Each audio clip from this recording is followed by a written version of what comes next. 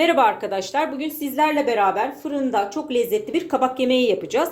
Yemeğimiz için şöyle 4 adet büyük boy kabak kullanacağız. Tarifimize öncelikle kabaklarımızın içlerini oyarak başlayacağız. Öncelikle kabağımızın baş kısımlarını kesiyoruz. Ardından aynı ebatlarda olacak şekilde 3 parçaya kesiyoruz.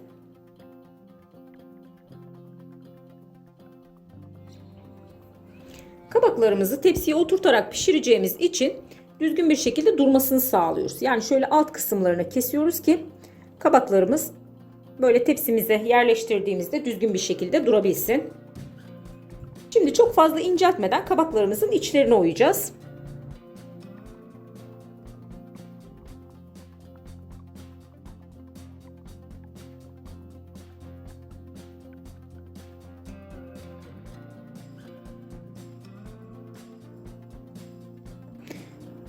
Dip kısmını çok fazla oymayalım arkadaşlar. Kalın bırakalım. Aksi takdirde dipten delinecektir.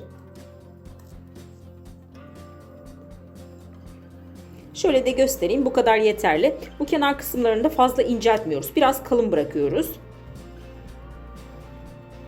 Evet arkadaşlar, kabaklarımızın içlerini çok güzel bir şekilde boşalttık. Bu kabaklarımızın iç kısımlarını da atmıyoruz. Yemeğimizin iç harcında kullanacağız. Şimdi kabaklarımızın içini zeytinyağı veya sıvı yağ ile yağlayalım. Şöyle iç kısımlarına bolca yağ sürüyorum.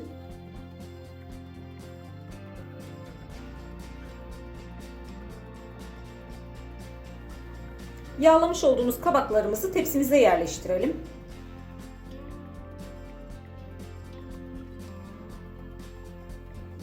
Kabaklarımızı önceden ısıtılmış 220 derecelik fırınımızda yumuşayıncaya kadar pişirelim. Kabaklarımız fırında pişerken biz de yemeğimizin iç harcını hazırlayalım. Tavamızın içerisine göz kararı yaklaşık 4-5 yemek kaşığı kadar sıvı yağımızı alıyoruz. Bu kadar yeterli.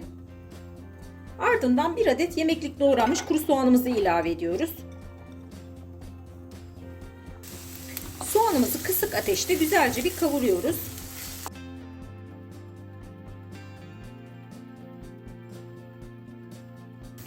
Soğanımız kavrulduktan sonra 150 gram kadar kıymamızı ilave ediyoruz.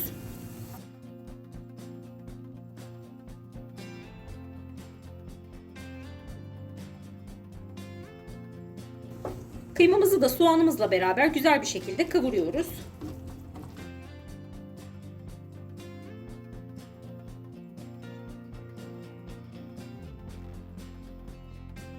Kıymamızı da kısık ateşte yaklaşık 3-4 dakika kadar kavurduktan sonra dolu dolu bir tatlı kaşığı biber salçamızı ilave ediyoruz.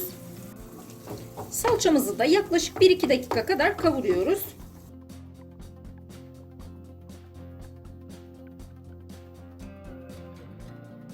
Salçamız da kavrulduktan sonra küçük küçük doğradığımız kabaklarımızın içini ilave ediyoruz.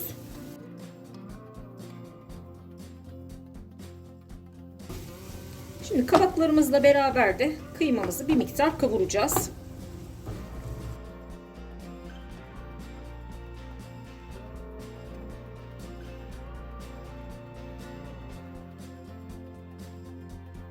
Şimdi iç harcımıza biraz tuz ve baharat ekleyelim.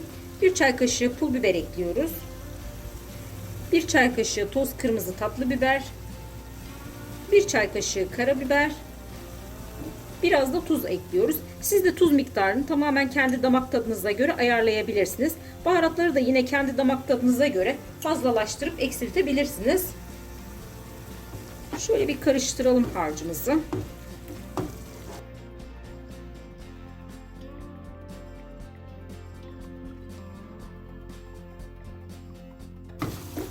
Evet, kabaklarımız da yaklaşık 6-7 dakika gibi bir sürede çok güzel bir şekilde pişti. Artık ocağımızın altını kapayabiliriz. Kabaklarımız da yaklaşık 35 dakika gibi bir sürede çok güzel bir şekilde pişti. Şöyle de göstereyim. Gördüğünüz gibi çok güzel bir şekilde de yumuşadı. Şimdi hazırlamış olduğumuz harcımızla içlerini dolduralım. Kabaklarımızı borcam tepsimize aldık. Şimdi içlerini dolduralım.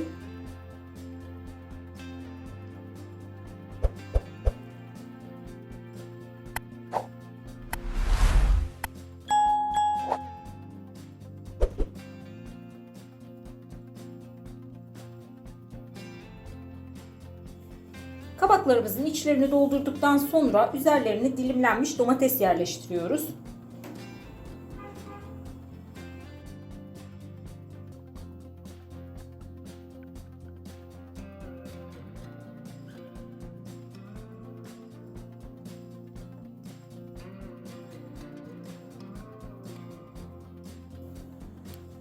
Şimdi yemeğimizin üzeri için salça sosumuzu hazırlayalım. Şöyle sosumuzu hazırlamış olduğumuz tavamızın içerisine 1 tatlı kaşığı biber salçası ve yarım tatlı kaşığı kadar da domates salçası ekliyoruz. 2-3 yemek kaşığı kadar sıvı yağ. Bu kadar yeterli. Ve biraz da tuz ekliyoruz. 1 su bardağı kadar da sıcak su ekliyoruz. Öncelikle suyumuzun yarısını ekleyelim. Şöyle kaşığımızla salçamızı eritelim.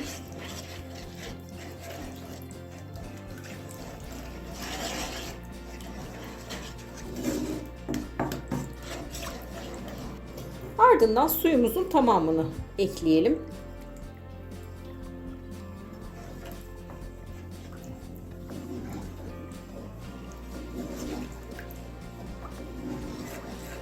Evet, salça sosumuz hazır. Sosumuzu yemeğimizin üzerine dökelim.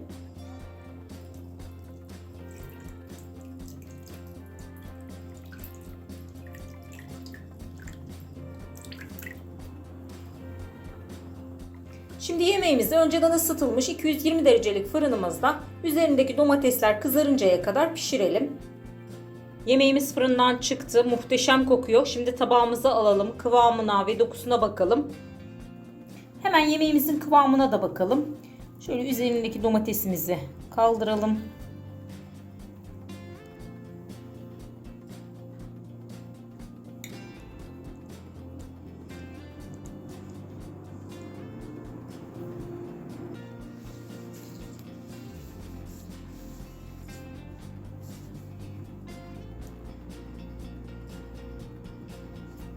Tam kıvamında harika bir ana yemek oluyor. Mutlaka denemenizi tavsiye ederim. Ayrıca videomuzu beğendiyseniz destek vermek için lütfen YouTube kanalımıza abone olmayı unutmayın. Tariflerimizi mutlaka deneyin. Deneyen herkese de şimdiden afiyet olsun.